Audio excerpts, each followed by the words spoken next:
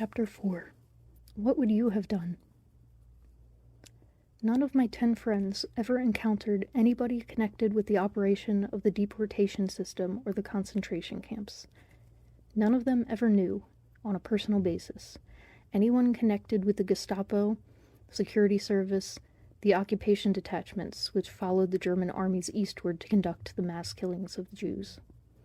None of them ever knew anybody who knew anybody connected with those agencies of atrocity. Even policeman Hofmeister, who had to arrest Jews for protective custody or resettlement, and who saw nothing wrong in giving the Jews land where they could learn to work with their hands instead of with money, never knew anyone whose shame or shamelessness might have reproached him had they stood face to face. The fact that the police chief of Kronenberg made him sign the orders to arrest Jews told him that only the chief himself was afraid of getting into trouble higher up. Or told him only that the chief himself was afraid of getting into trouble higher up. 60 days before the end of the war, teacher Hildebrandt, as a first lieutenant in command of a disintegrating army subpost, was informed by the post doctor that an SS man attached to the post was going crazy because of his memories of shooting down Jews in the East. This was the closest any of my friends came to knowing of the systematic butchery of National Socialism. I say none of these 10 men knew, and, if none of them, very few of the 70 million Germans. The proportion, which was none out of 10 in Kronenberg, would certainly have been higher among more intelligent or among more sensitive or sophisticated people in, say, Kronenberg University, or in the big cities where people circulate more widely and hear more. But I must say what I mean by know. By know, I mean knowledge, binding knowledge. Men who are going to protest, or take even stronger forms of action in a dictator, more so than democracy, want to be sure. When they're sure, they still may not take any form of action. In my friends' cases, they would not have, I think, but that is another point.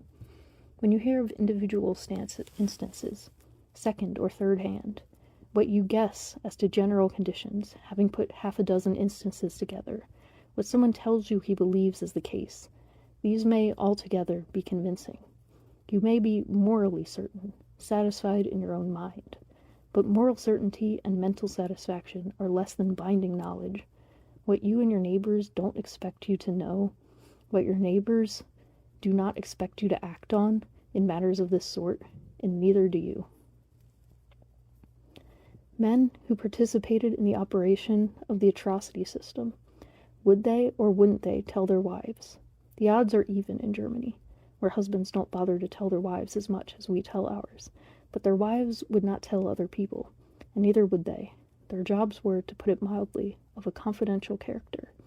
In such work, men, if they talk, lose their jobs. Under Nazism, they lost more than their jobs. I'm not saying that the men in question, the men who had first-hand knowledge, opposed the system in any degree, or even resented having to play a role in it.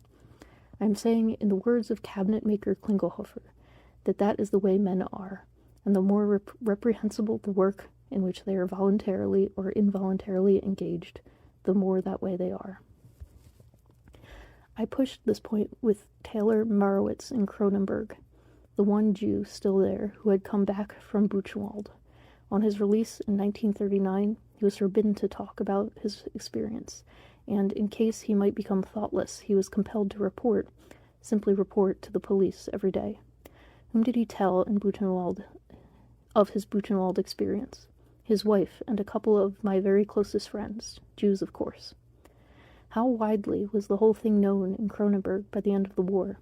You mean the rumors? No, how widely was the whole thing or anything known? Oh, widely, very widely. How? Oh, these things seeped through somehow, always quietly, always indirectly. So people heard rumors, and the rest they could guess. Of course, most people did not believe the stories of Jews or other opponents of the regime. It was naturally thought that such persons would all exaggerate. Rumors, guesses, enough to make a man know, if he wanted badly to know, or at least to believe, and always involving persons who would be suspected naturally of exaggerating. Goebbels' immediate subordinate in charge of radio in the propaganda ministry testified at Nuremberg that he had heard of gassing the Jews, and it went to Goebbels with the report. Goebbels said it was false, enemy propaganda, and that was the end of it. The Nuremberg tribunal accepted this man's testimony on this point and acquitted him. None of my 10 friends in Kronenberg, nor anyone else in Kronenberg, was the immediate subordinate of a cabinet minister. Anti-Nazis, no less than Nazis, let the rumors pass, if not rejecting them, but certainly not accepting them. Either they were enemy propaganda or they sounded like enemy propaganda, and with one's country fighting for its life and one's sons and brothers dying in war, who wants to hear, still less repeat, even what sounds like enemy propaganda? Who wants to investigate the reports? Who is looking for trouble?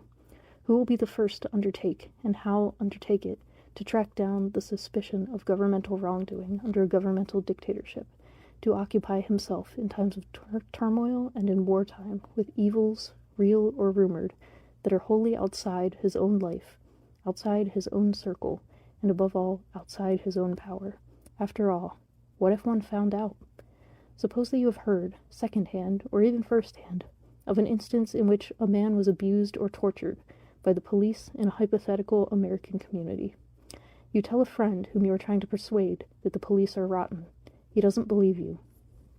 He wants first-hand, or if you got it second-hand, at least second-hand testimony. You go to your original source, who has told you the story only because of his absolute trust in you. You want him now to tell a man he doesn't trust, a friend of the police. He refuses, and he warns you that if you use his name as an authority for the story, he will deny it. Then you will be suspected of spreading false rumors against the police. And, as it happens, the police in the hypothetical American community are rotten. They'll get you somehow. So, after all, what if one found out in Nazi Germany, which was no hypothetical American community, what if one came to know? What then? There was nothing to do about it. Again and again, my discussions with each of my friends reached this point, one way or another, and this very expression, again and again, this question, which put to me with the wide-eyed innocence that always characterizes the guilty when they ask it of the inexperienced. What would you have done? What is the proportion of revolutionary heroes, of saints and martyrs, or, if you will, of troublemakers, in Stockholm, Ankara, El Paso? We in America have not had the German experience, where even private protest was dangerous, where even secret knowledge might be extorted. But what did we expect even the good citizen of Minneapolis or Charlotte to do when, in the midst of the war, he was told, openly and officially, that 112,000 of his fellow Americans, those of Japanese ancestry on the American West Coast, had been seized without a warrant and sent without due process of law to relocation centers? There was, not even by the United States Supreme Court, which found that the action was within the Army's power, and anyway, the good citizen of Minneapolis or Charlotte had his own troubles. There was nothing to do about it, not even by the United States Supreme Court, which found that the action was within the Army's power, and anyway, the good citizen of Minneapolis or Charlotte had his own troubles. It was this, I think, they had their own troubles, that in the end explained my friend's failure to do something, or even to know something. A man can carry only so much responsibility.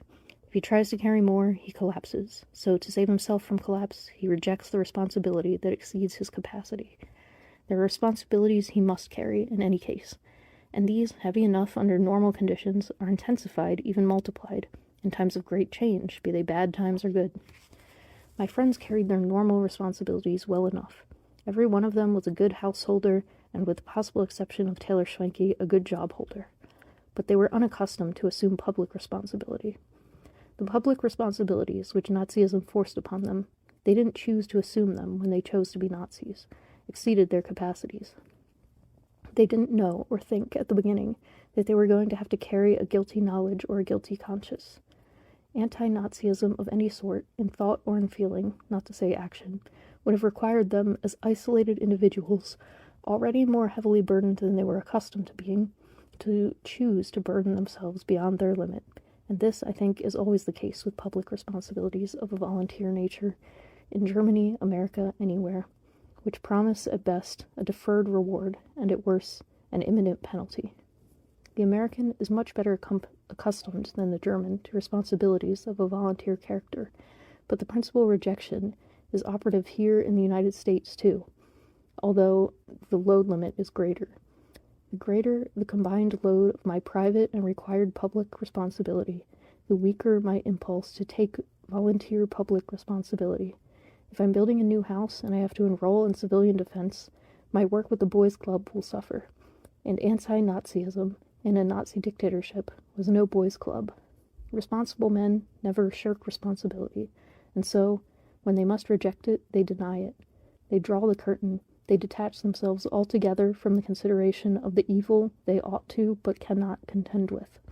Their denial compels their detachment. A good man, even a good American, running to catch a train on an important assignment, has to pass by the beating of a dog on the street and concentrate on catching the train. And once on the train, he has to consider the assignment about which he must do something, rather than the dog beating about which he can do nothing. If he is running fast enough and his assignment is morally important, he will not even notice the dog beating when he passes it by. The Federal Bureau of Investigation, with its fantastically rapid development of a central record of an ever-increasing number of Americans, law-abiding and lawless, is something new in America, but it is very old in Germany, and it had nothing to do with National Socialism, except to make it easier for the Nazi government to locate and trace the whole life history of any and every German. The German system, it has its counterpart in other European countries, including France, was, being German, extraordinarily efficient. American tourists are familiar with the police identity cards they fill out pro forma at continental hotel desks. Resident nationals don't fill out a card when they come to live in a German town or leave it. They fill out a life history for the police. Policeman Hofmeister explained to me with enthusiasm how thoroughly the identity system meshed in Germany, before Nazism, during Nazism, and since Nazism. Every town has a criminal registry which contains, always up to date, the record of every person born in the town, no matter where he lives now, who has ever been in trouble. In addition, the registry contains the whole record of any person who has ever committed a crime or been arrested in the town, no matter where he was born. Consider, said Policeman Hofmeister, and an unenthusiastic Nazi, how nearly impossible it is, and always has been, in Germany, for anyone to escape or to lose himself. In such a country, my friend, law and order always rule. How nearly impossible it is to escape once a man has come into conflict with the police. Better far if you have ever come into conflict with them, or if you suspect that you have ever come under their suspicion, to come into contact with them on their side. Best of all, never come into contact with them at all. Don't see the dog beating on the street, or the wife beating, or the Jew beating, or anything. You have your own troubles. Everyone everywhere has his own troubles. 200 miles from Kronenberg was the great chemical plant of Tesch and Stabenow. In 1942, the manager, he is not a little man like my friends, but a manager, gets his first government order for Cyclone B gas, which could be used as an insecticide, but wouldn't be likely to be, especially since the order is classified secret. Now, Tesch and Stabenow has been producing poison gases for the Army's Chemical Warfare Service, which has a colonel of engineers attached to the plant for consultation. But this order is not for the Army, and there has been no consultation. The manager may have heard, or guessed, that the famous final solution of the Jewish problem was to be mass death by gas. Cyclone B would be the most suitable preparation for this limited purpose. We had learned at Nuremberg that the entire extermination program was directed without written orders, a remarkable fact in itself. Still, a big man whose business is poison gas for the government may have heard or guessed. Perhaps the manager shows the order to the colonel, who is not a little man either. What did these two big men, not middle men, not little men like the Nazis I knew, do at that moment, with the government order on the desk between them? What did they say? What didn't they say? This is what we did not find out at Nuremberg. This is what we never find out at Nuremberg. That is what we have to imagine. And how are we to imagine it? We are not colonels or plant managers or Nazis, big or little, with a government order on the desk between us, are we? Everyone has his own troubles. None of my 10 Nazi friends ever knew, I say knew, of these great governmental systems of crimes against humanity. None of them, except possibly, quite probably, I believe, Taylor Schwenke, the SA Stormführer, ever did anything that we should call wrong by the measure we apply to ourselves. These men were, after all, respectable men, like us. The former bank clerk, Kessler, told his Jewish friend, former bank director Rosenthal, the day before the synagogue arson in 1938, that with men like me in the party, men of moral and religious feeling, things will be better, you'll see. And Hildebrandt, the teacher, thought that it had to be expected, under the conditions that obtained in Germany just before Nazism, that the movement would be proletarian and radical, with fools and villains in positions of leadership. But as more and more decent citizens joined it, it would certainly change for the better and become a bourgeois development. After all, the French Revolution had its Robespierres. My friends meant what they said. They calculated wrong, but they meant what they said. And the moral and religious bank clerk was, on the basis of mortally wrong calculation, to preach the most barbarous paganism. And the decent bourgeois teacher was to teach Nazi literature from Nazi textbooks provided by the Nazi school board. Teachers teach what they're told to teach, or quit. And to quit a public post meant, in the early years of the Third Reich, unemployment. And later on, when one had an anti-Nazi political past, it meant concentration camp. Once you were in the party, said Baker Wedekind, who doesn't say he ever wanted to get out, you didn't get out easily. A man who had always been non-political might get away with dropping out. A political man, a man who had assumed the political responsibility of citizenship, never. Policeman Hofmeister, who had done his duty in Cronenberg since 1908, did his duty in 1938 when he was ordered to arrest Jews for being Jews. One of those he arrested, the tailor Marowitz, calls him a decent man. Anständig is the word he used. All this in no degree reduces the number and awfulness of Nazi evils. It reduces the number and awfulness of Nazi evildoers. It took so few to manage it all, in a country fabled for the efficiency and faithfulness of its civil servants. Policeman Hofmeister was sworn to fidelity to the Führer in a mass loyalty oath ceremony at the Cronenberg Town Hall in 1933. The whole civil service participated and heard the message from the Field Marshal Göring himself. The Führer knows that every civil servant is faithful to the oath, and so they were, to the holy oath by which Germans, more so than men of either freer or lighter consciences, bound themselves so mortally that the ultimate resistance to Hitler, which exploded July 20th, 1944, lost in advance many bitterly anti-Nazi army officers who would do nothing except to violate their sworn word, or who would do anything except for violate their sworn word.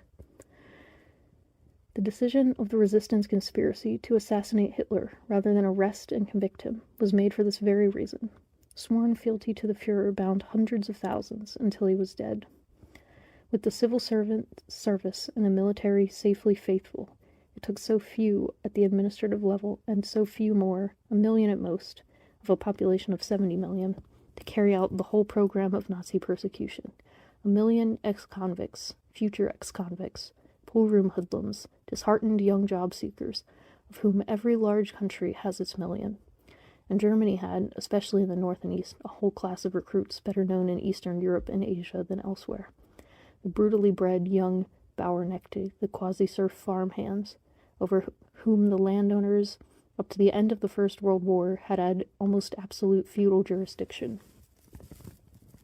The democratic, that is, argumentative, bill collector, Herr Simon, was greatly interested in the mass deportation of Americans of Japanese ancestry from our west coast in 1942. He had not heard of it before, and when I told him of the West Coast Army commander's statement that a Jap is a Jap, he hit the table with his fist and said, "Right you are. A Jap is a Jap, a Jew is a Jew. A German is a German," I said. "Of course," said the German proudly, "it's a matter of blood." He asked me whether I had known anybody connected with the West Coast deportation. When I said no, he asked me what I had done about it. When I said nothing, he said triumphantly, "There, you learned about all these things, openly, through your government and your press. We did not learn through ours.